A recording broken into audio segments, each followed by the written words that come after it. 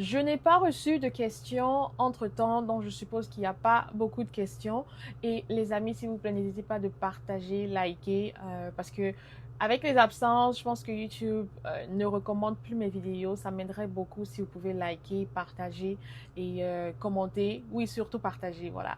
Donc aujourd'hui, on parle des transferts. Transferts entre écoles, entre universités et de savoir qui a besoin de demander un permis d'études. Donc, on va parler du niveau postsecondaire, c'est-à-dire université, du niveau secondaire et également du niveau primaire, du primaire au secondaire, parce qu'il y a aussi beaucoup d'étudiants mineurs qui viennent ici. Si vous êtes intéressé à savoir comment ça se passe pour les mineurs, j'ai également fait une vidéo là-dessus que j'essaierai de vous mettre dans ma playlist sur l'immigration. Voilà.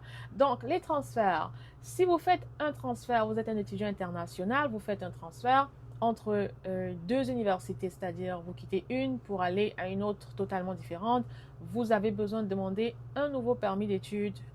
Pire encore si c'est dans deux provinces différentes. Vous pouvez demander une extension, mais ça doit être un nouveau permis d'études ou alors parfois une modification. Voilà. Modification ou totalement nouveau, ça peut avoir des coûts différents, mais lorsque vous êtes sur le territoire canadien, je pense que c'est quand même, il n'y a pas de risque. Il se peut que vous attendiez longtemps avant de commencer dans votre nouvelle université, mais je pense que c'est la plupart du temps, c'est accepté lorsque vous êtes déjà sur le territoire canadien. Donc, transfert entre deux universités différentes, il faut un nouveau permis d'études ou une modification. Transfert entre deux programmes, mais dans la même université. Donc, vous faites un programme, vous êtes venu avec un programme en littérature, vous voulez passer à un programme en sciences, par exemple. Si vous remplissez les conditions, ça serait, vous pouvez utiliser le même permis parce que vous êtes dans la même université. Généralement, les permis d'études sont liés au numéro de l'université.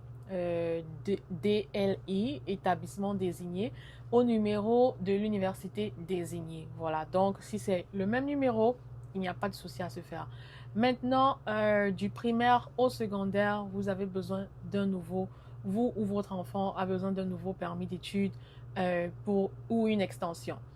Si c'est du secondaire à l'université, bien évidemment, il faut un nouveau permis d'études parce que c'est deux ministères différents. Oui, c'est toujours l'immigration, mais c'est deux ministères différents. Donc, c'est un peu ça. Laissez-moi savoir en commentaire si c'était assez clair. Si vous changez d'université, laissez-moi savoir comment étaient vos démarches, si tout s'est bien passé pour vous.